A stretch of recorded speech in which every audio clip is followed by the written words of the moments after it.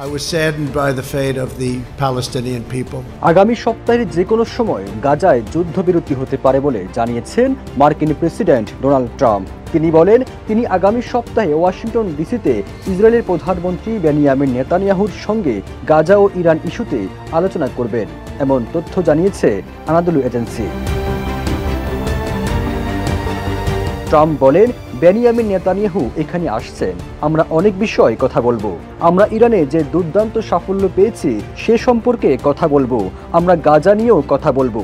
Netanyahu আগামী সপ্তাহে Washington সফর নিশ্চিত করার পরে ট্রাম্প কথা বলেন। এক বিবৃতির মাধ্যমে নেতানিয়াহু বলেন আগামী সপ্তাহে মার্কিন প্রেসিডেন্ট ডোনাল্ড ট্রাম্পের সঙ্গে বৈঠকের জন্য যুক্তরাষ্ট্রে আসার কথা রয়েছে। তিনি জানান মার্কিন ভাইস প্রেসিডেন্ট জেডি ভ্যান্স রান্নায় আমার ভালোবাসা Jamuna gas stove. Jamuna gas stove, আধুনিক, নিরাপদ ও দীর্ঘস্থায়ী। পররাষ্ট্রমন্ত্রী মার্কো রুবিও, প্রতিরক্ষা মন্ত্রী পিট হেগসেথ, ট্রাম্পের মধ্যপ্রাচ্য বিষয়ক দূত স্টিভ উইটকফ এবং বাণিজ্য মন্ত্রী হাওয়ার্ড লুটকিনের সঙ্গেও বৈঠক করবেন। তিনি বলেন বাণিজ্য চুক্তিতে পৌঁছানোর জন্য আমাদেরকে বেশ কয়েকটি বিষয় আগে থেকে চূড়ান্ত করতে হবে। কংগ্রেস ও সিনেটের সঙ্গে বৈঠক এবং নিরাপত্তা সংক্রান্ত আলোচনা হবে। এছাড়া আরও কিছু বিষয় আছে।